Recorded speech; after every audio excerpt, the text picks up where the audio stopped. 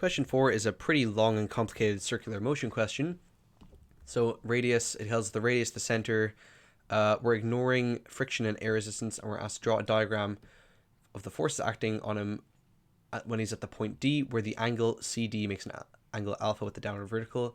Because they specifically told us about the angle and that it was at D where this angle exists, it probably is a good idea to resolve the forces for that reason. So we're obviously going to have the weight, and then we're going to resolve that so it's pointing towards the middle of the circle. If we look at the angles, we can see that these are corresponding angles. So if this is alpha, this is also alpha, so that's easy enough. So this is going to be W cos alpha. I wrote a theta cos alpha. It's going to be W sine alpha. Then, of course, we also have the reaction force from him being on the, what's even on? He's just on an arc is what it says, but we have a reaction pointing here. And we also have the centripetal force will also be pointing here, although in last year you didn't have to write centripetal force, since the centripetal force isn't a real force, it's just the result of all of these towards the center of the circle. So that's it. Then it says to express the reaction force on the snowboarder at point D in terms of mv1 and alpha. So the first thing we have to do, as always in vertical circular motion, conservation of energy.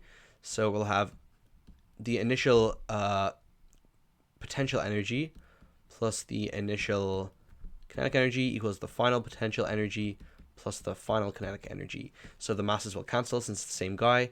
At the start, he's at the very ground, so we'll just say that's 0 plus m. The initial velocity they're calling v1, so we'll say mv1 squared over 2 equals mg. Now we have to do a little bit of trigonometry and geometry to find out the height. So you can draw on this diagram if you like. Just make sure that if you are, that you do it in pencil so that you can rub it out in case you accidentally draw over something important. So if we have this side here is going to be 6.7 sine alpha.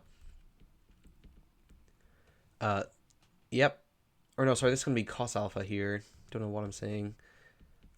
Cos alpha, because it's beside the angle, or you can do it out the long way. So his height at D is going to be the entire radius. So it's going to be this entire radius, 6.7, minus this section here, because we want to find this section here. So this small section here is going to be the whole thing minus the part above it. So the height is going to be 6.7 minus 6.7 cos alpha. So mg times 6.7 minus 6.7 cos alpha plus, and then we're looking for the final velocity is just mv squared over 2.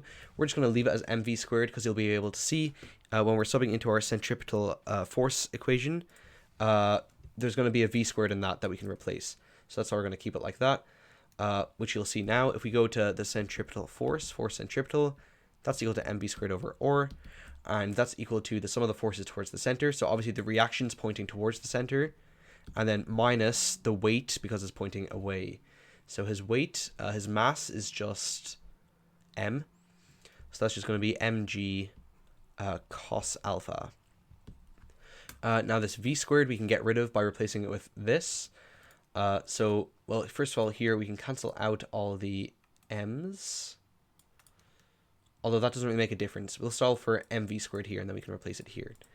So we can get mv squared by itself. So mv squared will be equal to, so we'll still have mv1 squared.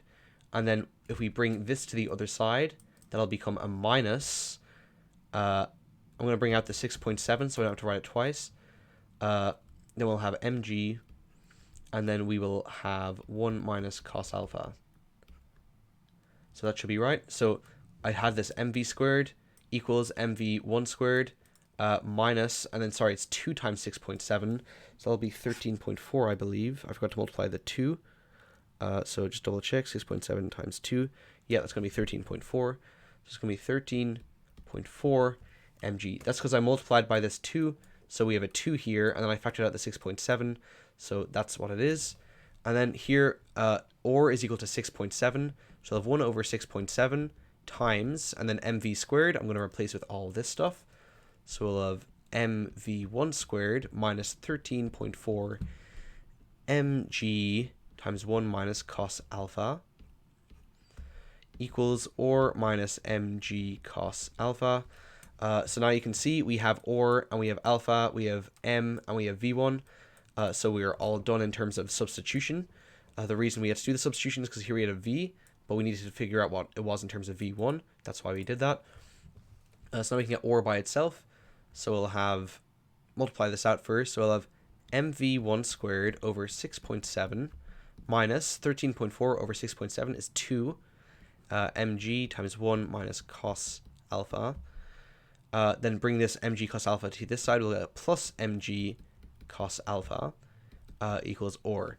So then our final simplification, or will be equal to, we'll have 3, oh wait, sorry, we won't. We'll have just the mv1 squared over 6.7 minus 2mg plus mg.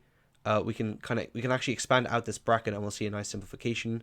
We'll have minus 2mg plus 2mg cos alpha plus mg cos alpha. So the reason it was good to expand out that bracket is because now we can combine these. So finally, r will be equal to mv1 squared over 6.7. Now, I don't know how picky they are about this in the real exam, but they didn't say in terms of g. So just in case, I would replace these g's with a 9.8. So we'll have minus 19.6 m, then plus, and then 3 times 9.8, 29.4 m cos alpha. And that right there will be our final answer for the reaction force. Then we're told that the snowboarder reaches the point B with a vertical velocity v2, express v2 in terms of v1. So that's this point here. So at this point, we can just do the exact same thing. You can see it's going to be completely vertical. So what we have, again, we'll do conservation of energy. I'll kind of speed it up. So we'll have mgh0 plus mv1 squared it's called over 2 equals mgh plus mv squared over 2. V is what we're looking for. This is v2 squared. This is the velocity at this point, the final velocity, if you will. Initial height is 0 plus m1, or sorry, not m1, it's mv1 squared over 2 plus the height at this point is 6.7. It's just the radius, the whole 6.7. So we'll have mg, or 6.7, or sorry, not plus, we'll have equal to 6.7. And then we'll have mg, so that's mgh, but h is 6.7, plus mv2 squared over 2.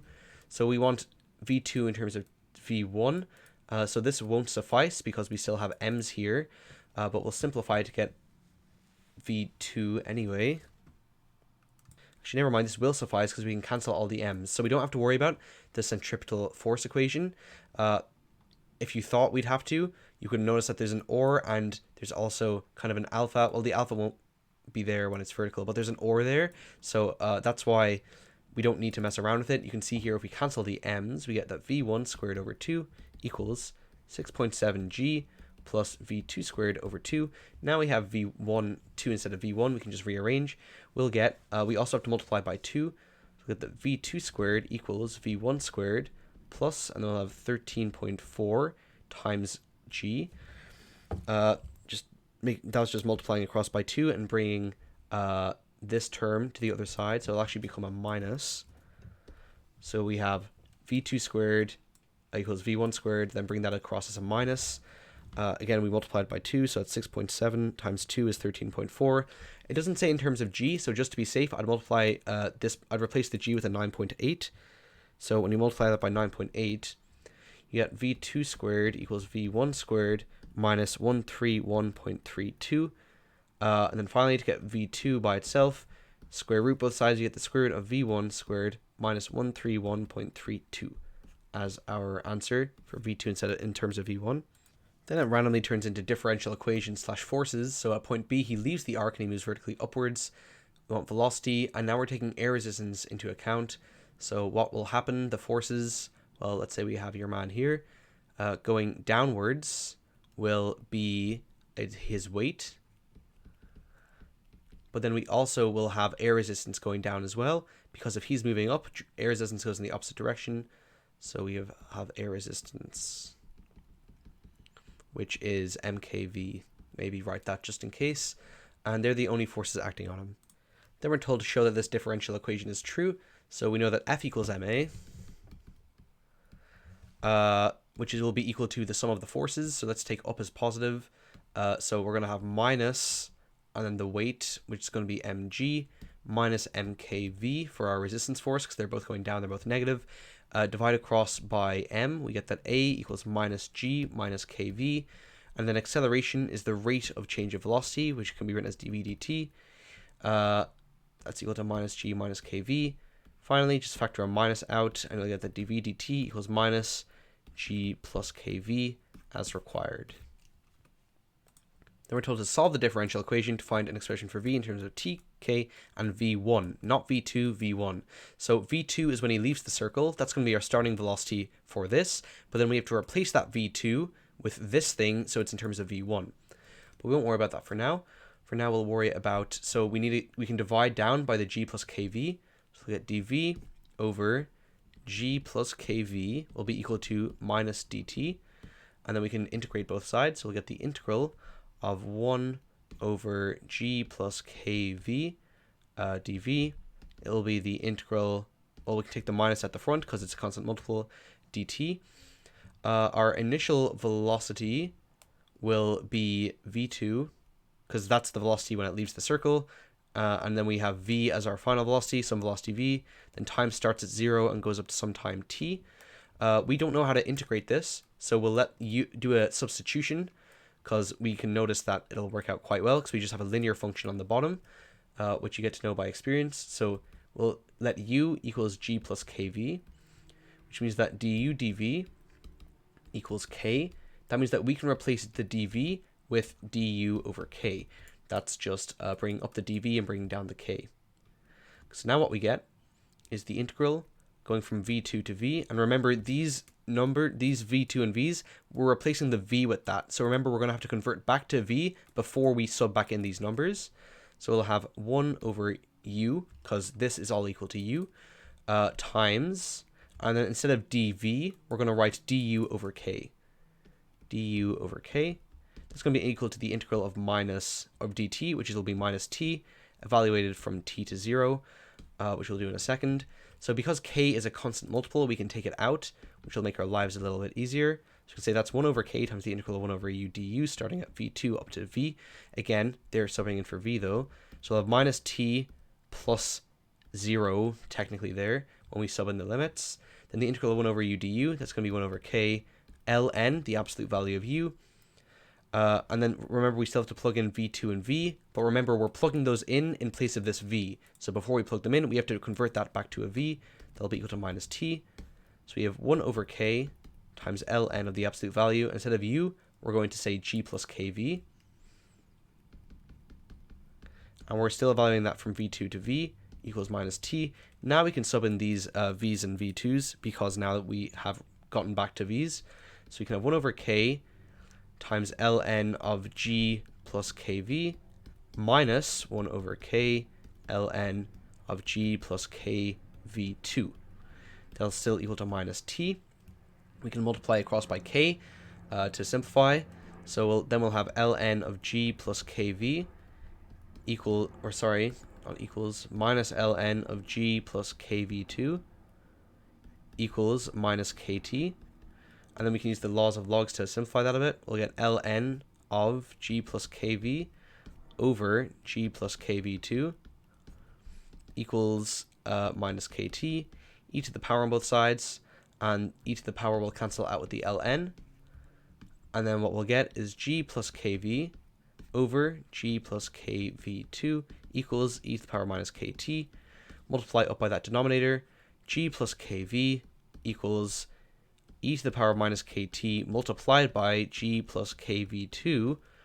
Then finally, bring the g across, divide by k. We'll get that v equals e to the minus kt times g plus kv2 minus g, and then dividing across by that k. Now remember, in the question, they said in terms of tk and v1. Here we have t, k, and v2, and we also have g's. So we want to replace that v2 with this here, so that we can have it in terms of v1. So let's just recall this fact. I'll write it down there. I'll copy it down there. We know that v2 is equal to this.